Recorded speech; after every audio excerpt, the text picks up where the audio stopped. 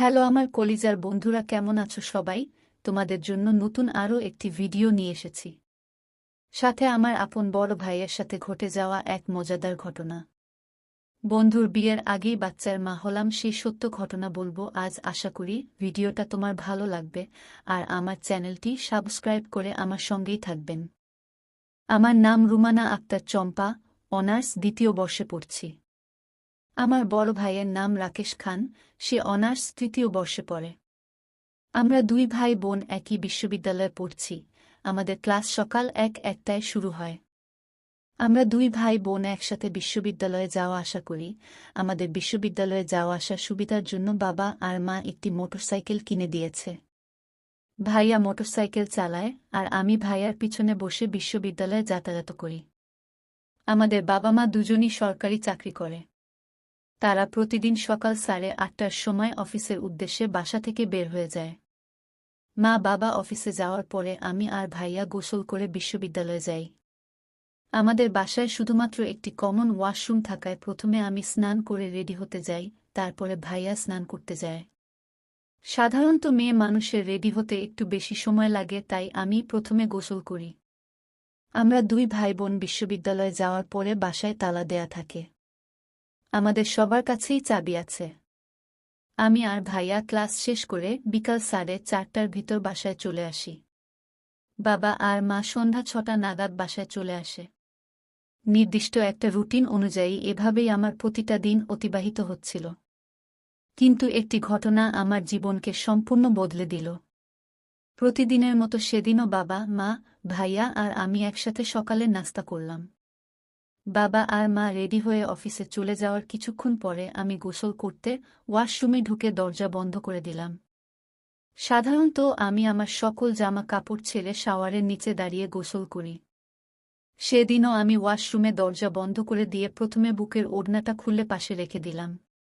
তারপরে জামাটা খুলে যেই পাশে রেখে দিতে যাব, তখনই আমার মনে হলো ওয়াশরুমের দরজার নিচ দিয়ে কোনো একটি ছায়া দেখা যাচ্ছে। তখন আমার মনে একটু ভয় করছিল। তবুও আমি মনে করলাম এটা আমার মনের ভুল। তখন আমি আমার পায়জামাটা খুলে পাশে রেখে দিলাম। আমার শরীর যে কোনো ছেলের মাথা নষ্ট করে দেওয়ার জন্য যথেষ্ট। আমি শাওয়ারের নিচে দাঁড়িয়ে শাওয়ার চালু করে দিলাম। সম্পূর্ণ শরীর ভালো করে ভিজিয়ে নিয়ে আমি শাওয়ারটা বন্ধ করে দিয়ে সাবান হাতে নিলাম। তারপরে আমি আমার পা দুইটাতে সাবান লাগানোর সময় লক্ষ্য করলাম ওয়াশরুমের দরজার নিচ দিয়ে একটি ছায়া নড়াচড়া করছে। আমার মনে হতে লাগলো কেউ হয়তো ওয়াশরুমের দরজার ছিদ্র দিয়ে আমাকে দেখছে। কিন্তু এই সময় তো আমি আর ভাইয়া ছাড়া অন্য কেউ বাসায় নাই। তাহলে কি দরজার ছিদ্র দিয়ে ভাইয়া আমার গোসল করা দেখছে?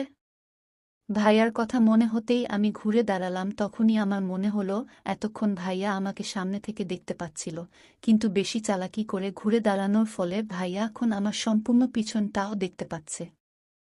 আমার ভীষণ লজ্জা লাগতে লাগলো। পরক্ষণেই আমার মনে হলো হয়তো ভাইয়া প্রতিদিনই দরজার ছিদ্র দিয়ে আমার গোসল করা দেখে। আগে কোনোদিন আমি লক্ষ্য করি নাই।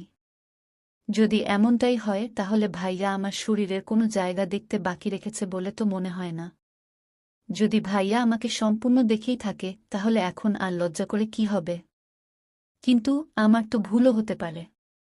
দরজার ওপাশে ভাইয়া নাও হতে পারে। হয়তো লাইটের আলো পড়ে কোনো একটা ছায়া দেখা যাচ্ছে। তাই আমি এসব বাজে চিন্তা বাদ দিয়ে শাওয়ার চালু করে গোসল শেষ করে জামাকাপড় পরে নিলাম। যখন আমি ওড়নাটা নিয়ে আমার বুকের উপরে দিচ্ছি তখন দেখলাম দরজার নিচ থেকে ছায়া সরে গেল। তখন আমার সন্দেহটা গভীর হতে লাগল। গোসল শেষ করে আমি আমার রুমে এসে রেডি হতে লাগলাম। ওদিকে ভাইয়া গোসল করে রেডি হয়ে কিছু সময় পরে বিশ্ববিদ্যালয়ে যাওয়ার জন্য আমাকে ডাকতে লাগল। আমি আর ভাইয়া বাসার দরজা তালা দিয়ে বিশ্ববিদ্যালয়ের উদ্দেশ্যে রওনা দিলাম। সাধারণত প্রতিদিন আমি মোটরসাইকেলে ভাইয়ের পেছনে বসার সময় ভাইয়া আর আমার মাঝখানে আমার ব্যাগটা রেখে দেই। কিন্তু সেদিন কি মনে করে যে আমি আমার ব্যাগটা আমার পিছনে রেখে দিলাম, যার ফলে ভাইয়া আর আমার বুকের মাঝে শুধু কয়েক ইঞ্চির গ্যাপ ছাড়া আর কিছুই থাকল না। মোটরসাইকেল চালানোর সময় ভাইয়া যখন ব্রেক মারছিল তখন আমার বুক ভাইয়ার পিঠের সাথে ঘষা খাচ্ছিল। সেদিন হয়তো আমি একটা আলাদা জগতে হারিয়ে গিয়েছিলাম। সেদিন বিশ্ববিদ্যালয় থেকে ফেরার সময় আমি ইচ্ছা করেই বারবার আমার বুক ভাইয়ার পিঠের সাথে চেপে ধরছিলাম। সেদিনের অনুভূতি এত ভালো ছিল যেটা কোনো ভাষায় প্রকাশ করা যাবে না। পরের দিন সকাল থেকেই আমি চিন্তা করতে লাগলাম কিভাবে নিশ্চিত হওয়া যাবে ওয়াশরুমের দরজার ছিদ্র দিয়ে ভাইয়া আমাকে দেখে কিনা। অনেক চিন্তা করে একটা বুদ্ধি বাহির করলাম। বাবা মা অফিসে চলে যাওয়ার পরে আমি আমার মোবাইলে ক্যামেরাতে ভিডিও রেকর্ডিং চালু করে ওয়াশরুমের বাহিরে এমন জায়গায় রেখে দিলাম যেখান থেকে ওয়াশরুমের দরজায় বাহিরে ছিদ্র দিয়ে কেউ আমার গোসল করা দেখতে আসলে সেটা ক্যামেরাতে রেকর্ডিং হয়ে থাকবে। ক্যামেরা জায়গায় রেখে আমি গোসল করতে ওয়াশরুমে ঢুকে দরজা বন্ধ করে দিলাম। আমি আমার জামা কাপড় সব খুলে দরজার দিকে তাকিয়ে দেখলাম একটা ছায়া দেখা যাচ্ছে। আমি গোসল শেষ করে বাহির হয়ে মোবাইলটা নিয়ে আমার রুমে চলে গেলাম। ভিডিওটা চালু করে দেখলাম আমি ওয়াশরুমে ঢুকে দরজা বন্ধ করার কিছুক্ষণ পরেই ভাইয়া এসে দরজার ছিদ্র দিয়ে ওত পেতে আমাকে দেখছে। আর ট্রাউজারটা কোমর থেকে হাঁটু পর্যন্ত নামিয়ে দিয়ে এক হাত দিয়ে তার ওটা ধরল। তার ওটা দেখে আমার অনেক লোভ হলো, অনেক স্বাস্থ্যবান খেলোয়াড়টা। একটু পর হঠাৎ করেই তাড়াহুড়ো করে নিজের ট্রাউজারটা পরে দরজার সামনে থেকে চলে গেল। তার একটু পরেই ওয়াশরুম থেকে বাহির হয়ে আসলাম আমি। ভিডিওটা দেখে আমি পাগল হয়ে গেলাম। আমি আমার জামা খুলে আয়নাতে নিজেকে দেখতে লাগলাম। হঠাৎ মাথায় একটা দুষ্ট বুদ্ধি আসলো। আমি আমার মোবাইলের ভিডিও রেকর্ডিং চালু করে ভিডিও করতে লাগলাম। আমার মাথা থেকে কোমর পর্যন্ত দেখা যাচ্ছিল, আর আমি বলতে লাগলাম, আমি তোমার আপন ছোট বোন। যদি আমাকে দেখতে তোমার ভালো লাগে তাহলে তুমি আমাকে সরাসরি দেখতে পারো ভাইয়া। চোরের মতো ওয়াশরুমের দরজার ছিদ্র দিয়ে চুরি করে দেখা দরকার নাই। আই লাভ ইউ ভাইয়া বলে ভিডিও রেকর্ডিং বন্ধ করে দিলাম। আর আমি বিশ্ববিদ্যালয়ে যাওয়ার জন্য রওনা দিলাম। আমি মোটরসাইকেলের পিছন থেকে ভাইয়াকে জড়িয়ে ধরে চিন্তা করতে লাগলাম কিভাবে ভাইয়াকে আমার ভিডিওটা দেখাবো। তখন ভাইয়া বলল, কিরে রুমানা, তোর ভয় লাগছে নাকি? আমি বললাম, না তো ভাইয়া, ভয় লাগছে না। ভাইয়া বলল, তাহলে আমাকে এত জোরে ধরে রেখেছিস কেন? আমি বললাম, ধরে রাখতে ভালো লাগছে তাই। সারাদিন ক্লাস করে বিকালে বাসায় ফিরলাম, সারাদিন আমার মনটা ছটফট করছিল। কিভাবে ভাইয়াকে আমার ভিডিওটা দেখাবো বুঝতে পারছিলাম না। রাত 11টার দিকে আমি বিছানায় শুয়ে দাপাদাপি করছি, কিছুতেই ঘুম আসছে না। আমার ভিডিওটা চালু করে আবার একবার দেখে মনের মধ্যে অনেক সাহস নিয়ে ভাইয়ার মোবাইলে আমার ভিডিওটা পাঠিয়ে দিলাম। প্রায় 1-5 মিনিট হয়ে গেল তবুও ভিডিওটা সিন হলো না। আমি ভাবতে লাগলাম ভিডিওটা ভাইয়া দেখছে না কেন। আমি বারবার দেখতে লাগলাম, প্রায় 1 ঘন্টা পার হয়ে গেল তবুও ভিডিওটা সিন হলো না। তাহলে কি ভাইয়া ঘুমিয়ে পড়েছে নাকি? রাত 1টা পার হয়ে গেল তবু কোনো রেসপন্স পেলাম না। আমি আশা হয়ে ঘুমিয়ে পড়লাম। পরের দিন সাপ্তাহিক ছুটি থাকায় বাবা মা, ভাইয়া, আমি সবাই বাসাতেই ছিলাম। সবাই একসাথে সকালে নাস্তা করলাম। নাস্তার সময় আমি ভাইয়ার কোনো পরিবর্তন দেখতে পেলাম না। তার মানে ভাইয়া এখনও আমার ভিডিওটা দেখেনি। সকাল 10টায় আমার রুমে বসেছিলাম, হঠাৎ আমার মোবাইলে মেসেজ আসলো। আমি মোবাইলটা হাতে নিয়ে দেখলাম ভাইয়া মেসেজ পাঠিয়েছে। আমার পাঠানো ভিডিওটাতে ভাইয়া রিপ্লাই দিয়ে লিখেছে, এটা কী ধরনের পাগলামি? ভাইয়ার মেসেজটা দেখে আমার হার্টবিট বাড়তে লাগল। ভাইয়া আমার ভিডিওটা দেখেছে। আমি ভাইয়ার মেসেজের রিপ্লাই দিয়ে সেই ভিডিওটা পাঠিয়ে দিলাম যেটাতে ভাইয়া ওয়াশরুমের দরজার ছিদ্র দিয়ে গোসল করা দেখছে। ভিডিওটা পাঠানোর সাথে সাথে সিন হলো, বুঝতে পারলাম ভাইয়া ভিডিওটা দেখেছে। কিছুক্ষণ অপেক্ষা করলাম, কোনো রিপ্লাই আসলো না। আমি ভাইয়ার রিপ্লাইয়ের জন্য অপেক্ষা করতে থাকলাম। কিন্তু দুপুর পর্যন্ত কোনো রিপ্লাই পেলাম না। দুপুরে আমরা সবাই একসাথে খেতে বসে দেখলাম ভাইয়া মাথা নিচু করে চুপচাপ খাচ্ছে। তাড়াতাড়ি খাওয়া শেষ করে ভাইয়া উঠে তার রুমে চলে যাচ্ছিল। আমি বাবা মার সামনে ভাইয়াকে বললাম, ভাইয়া একটু পরে আমি তোমার রুমে আসছি, কিছু পড়া বুঝে নেব তোমার কাছে। ভাইয়া কিছু না বলে তার রুমে চলে গেল। সবার খাওয়া শেষ হলে আমি আর আম্মু টেবিলের সব কিছু গুছিয়ে রাখলাম। সব কাজ শেষ করে মা বাবা সাথে সাথে নিজেদের রুমে চলে গেল। আর আমি সোজা ভাইয়ার রুমে গেলাম। রুমে ঢুকে দেখলাম ভাইয়া জানালার কাছে দাঁড়িয়ে আছে। আমি রুমে ঢুকে দরজা বন্ধ করে দিয়ে ভাইয়ার কাছে এগিয়ে গেলাম। দেখলাম ভাইয়ার চোখ দিয়ে পানি গড়িয়ে পড়ছে। ভাইয়া আমার চোখের দিকে তাকিয়ে বলল, আন্তরিকভাবে দুঃখিত রুমানা। আমি এগিয়ে গিয়ে ভাইয়াকে জড়িয়ে ধরলাম। আর কানের কাছে আমার মুখটা নিয়ে গিয়ে বললাম, আই লাভ ইউ ভাইয়া।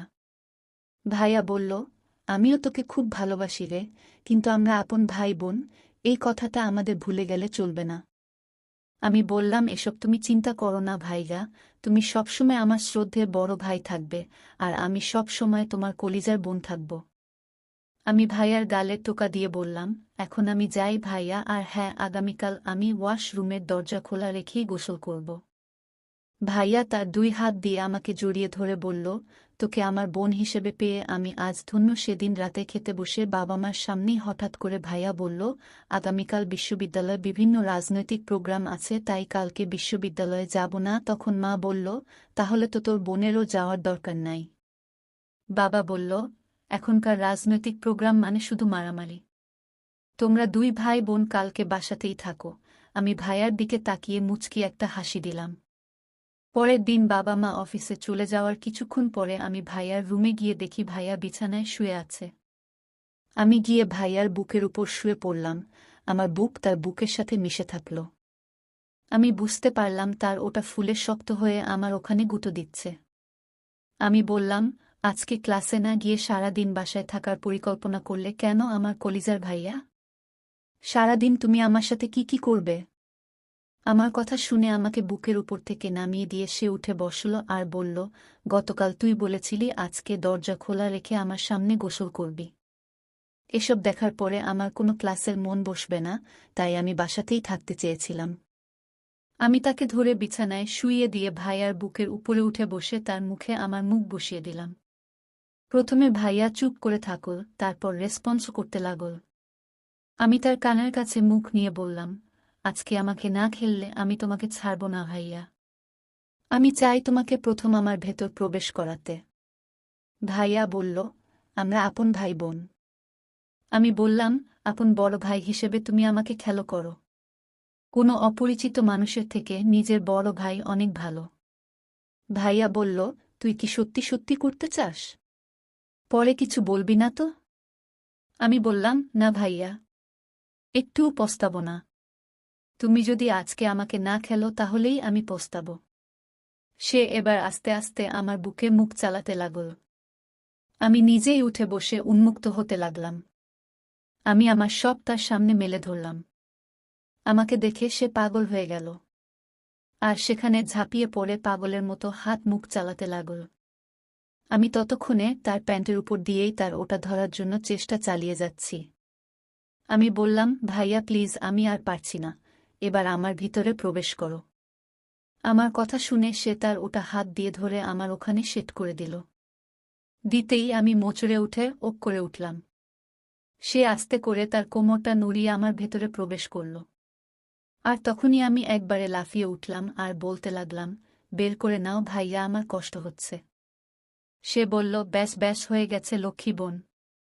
আমার লক্ষ্মী আপু, আরেকটুখানি সহ্য করো, তারপর তো সুখ আর সুখ। কিন্তু আমি বারবার না করতে থাকলাম। তারপর ভাইয়া আমার আর কোনো কথা না শুনে ধাক্কা দিতে থাকল। খানিকক্ষণ পরে আমিও নিজের কোমরটা উপর নিচে করে নাড়াতে লাগলাম। সে বুঝে গেল যে আমার ব্যথা শেষ হয়ে